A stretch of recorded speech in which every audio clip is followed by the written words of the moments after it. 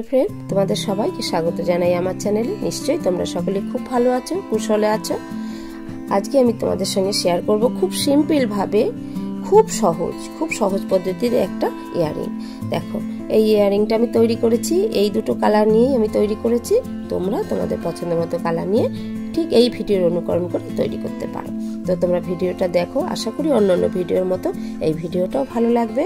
তো যদি ভালো লেগে থাকে সকলের সঙ্গে বেশি বেশি করে একটু শেয়ার করে দিও, যাতে তারাও এইভাবে দেখে এরকম ইয়াররিং তৈরি করে নিতে পারে। তো চলো বন্ধুরা, ভিডিওটা আমি শুরু করি। এটা করতে আমি কি কি নিয়েছি একবার তোমাদেরকে চটপট দেখিয়ে দিই বন্ধুরা। দেখো, নিয়েছি অরেঞ্জ কালারের উল আর রেড কালারের উল, আর নিয়েছি আমার কুরুশ কাটা লাগছে, আমার কাটার লাগছে ইয়াররিং হুক লাগছে, আর উলের রোয়াগুলোকে একটু মসৃণ করার জন্য আমি লাইটার নিয়েছি, আর নিয়েছি আঠা। এবারে ভিডিওটা আমি শুরু করি। প্রথমে আমি রেড কালারের উলটা দিয়ে ভেতরের অংশটা করে নেব।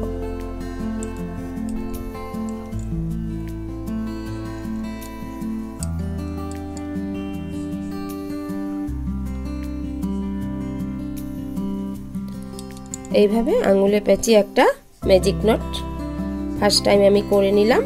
এবারে দেখো, এই যে ম্যাজিক নট করে নিলাম, এবার একটা চেন নেব। এইবার এই সার্কুলারের মধ্যে আমি একবার, দুবার, তিনবার, চারবার, এই 5 বার সিঙ্গেল ক্রোশি বুনে নিলাম। নেওয়ার পরে এবারে এই সুতোটাকে এইভাবে টেনে গ্যাপটা আমি ক্লোজ করে দিলাম। তারপর এই ঘরটা এই লাস্ট ঘরের সঙ্গে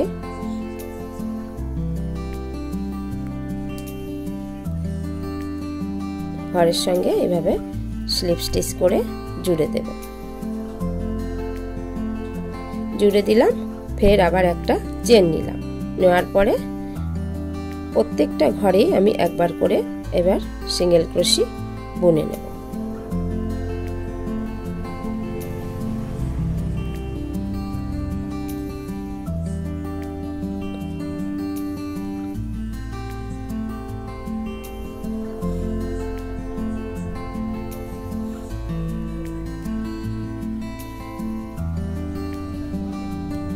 এবার এই ঘরটা এই লাস্ট ঘরের সঙ্গে স্লিপ স্টিচ করে জুড়ে দিয়ে একটা চেন নেব। নিয়ে এই সুতোটাকে আমি এবার কেটে দেব। এই রাউন্ডটা আমার শেষ হয়ে গেল এবং লাল উলের কাজও আমার সম্পূর্ণ হয়ে গেল। দেখো, এরকম একটা ক্যাপের মতন এসছে প্যাটার্নটা।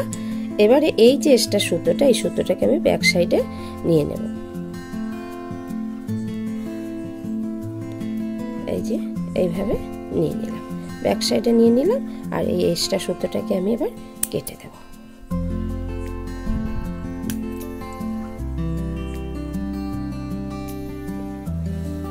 হলো, এই যে এরকম একটা প্যাটার্ন হবে সেন্টারে। এবারে আমি অরেঞ্জ কালারের উলটা দিয়ে কাজ করব, পাপড়িগুলো তৈরি করব। তো সেই কারণে অরেঞ্জ কালারের উলটা এবার নিয়ে নিলাম। এইভাবে কুরুশ কাটাতে একটা নট করে নিলাম, দিয়ে যে কোনো জায়গা থেকে আমি এটা তুলে নেব।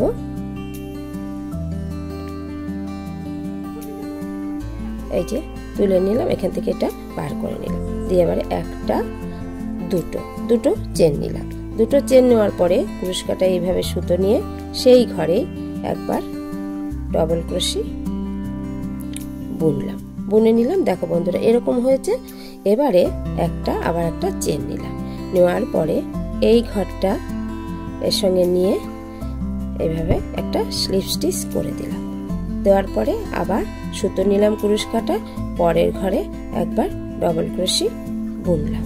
বোনার পরে এই যে এই চেনটা করার পরে এখানে একটা কোণার মতো হলো, একটা ডবল ক্রোশি করলাম। ফের আবার একটা, দুটো চেন নিয়ে সেই ঘরেই, যে ঘরে ডবল ক্রোশি করেছিলাম সেকেন্ড টাইম, সেখানে স্লিপ স্টিচ করলাম। দেখো বন্ধুরা, এই এরকম একটা পাপড়ি হলো।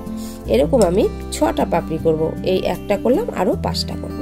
তো ফের আবার দুবার চেন নিলাম, সেই ঘরেই চেন নিলাম এবং সেই ঘরে একবার ডবল ক্রোশি এইভাবে করে নিলাম। করে নেওয়ার পর আবার একটা চেন নিলাম। চেন নেওয়ার পরে এইভাবে আবার একটু সুতো নিয়ে এইভাবে স্লিপ স্টিচ করে নিলাম কোনাটা করার জন্য। তারপর আবার কুরুশ কাটায় সুতো নিয়ে পরের ঘরে তারপরে ঘরে আবার একবার ডবল ক্রোশে করলাম, এবারে আবার দুটো চেন নিলাম, নেওয়ার পরে সেই ঘরে এইভাবে স্লিপ স্টিচ করে দিলাম। দেখো বন্ধুরা, এই যে এরকম পাপড়ি হলো। তো এইভাবে আমি আরো টোটাল 6টা পাপড়ি করব। এবার আবার এখন চেন নেব, নিয়ে সেই ঘরে ডবল ক্রোশে করলাম, করার পরে একটা চেন নিলাম, নেওয়ার পরে সেই ঘরে আবার এইভাবে স্লিপ স্টিচ করে নিলাম, করে নেওয়ার পরে আবার কুরুশ কাটা সুতো নিয়ে পরের ঘরে ডবল ক্রোশে করলাম, তারপর আবার দুটো চেন নিলাম, নিয়ে পরের ঘরে এইভাবে স্লিপ স্টিচ করলাম। তো এইভাবে পুরো আমি পাপড়িগুলো করে আসছি। বন্ধুরা, করতে করতে আমি শেষ পাপড়িটার দিকেই চলে এসেছি। একেবারে দেখো 1 2 3 4 5, এবারে এটা 6 নাম্বার পাপড়ি। তো এবারে দেখো আবারও দেখো প্রথমে আমি এখানটায় 3 চেন, এটা স্টার্টিং থেকেই তোমাদের আবার দেখাচ্ছি। প্রথমে এই যে 2 চেন নিলাম, তারপরে সেই ঘরে একবার ডবল ক্রোশে করলাম, করার পরে আবার একটা চেন নিলাম, নিয়ে সেই ঘরে এভাবে স্লিপ স্টিচ করে নিলাম। এবার একটা কোনা তৈরি হলো, পাপড়ির একটা খাস তৈরি হলো, দেখতে ভালো লাগে।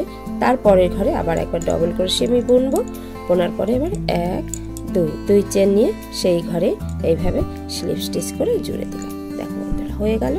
এবারে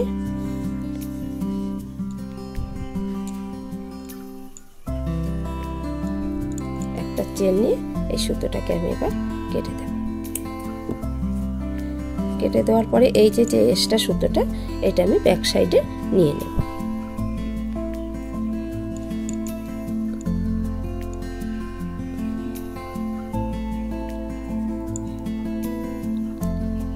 নিয়ে নিলাম, নিয়ে এবারে এটা আমি কেটে দিলাম।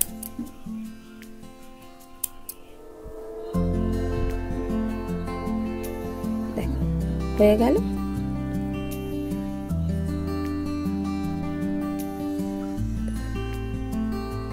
হয়ে গেল। এবারে এই যে একটা রোয়া ভাবগুলো থাকে উলের, সেটা একটু আমি এইভাবে একটু বার্ন করে দিলাম, হালকা ভাবে একটু রোয়াগুলো পরিয়ে দেব। এবারে ব্যাক সাইডে একটু আমি একটু পাপড়িগুলো যাতে শক্ত হয়ে থাকে তার জন্য একটু স্টার্চ আঠা লাগিয়ে দেব। এইগুলো শাড়িতে মার দেয় যে আঠা, সেই আঠাটা আমি এখানটায় ইউজ করছি।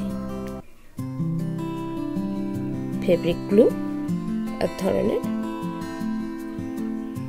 আমি এই কালার দিয়ে ইয়ারিংটা করেছি, তোমরা যে কোনো এইভাবে যে কোনো কালারের উল দিয়ে এই প্যাটার্নে তোমরা করতে পারো। তোমাদের পছন্দ মতো কালার নিয়ে তোমরা এই ভিডিওটা দেখে তৈরি করে নিতে পারবে।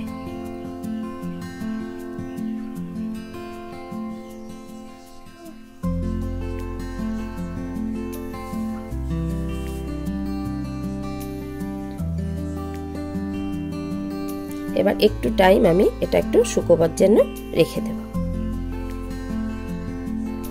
এবারে ইয়ারিং হুকটা নিয়ে আমি এই মিডিলে এখানটায় এটা দিয়ে দেব, দিয়ে এটা একটু প্রেস করে আটকে দেব।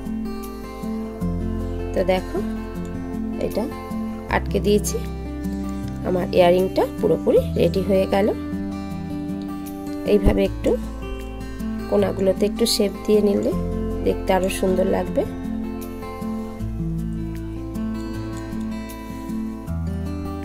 দেখো বন্ধুরা, এইভাবে আমি এই যে আরো একটা ইয়ারিং রেডি করে নিয়েছি।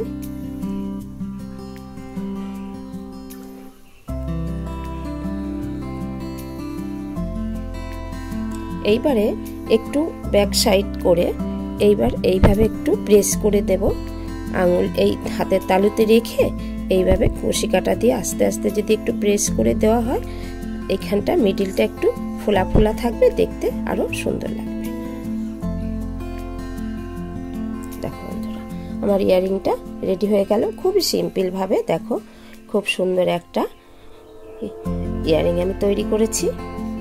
তো তোমরাও এইভাবে তৈরি করো তোমাদের পছন্দ মতো কালার নিয়ে।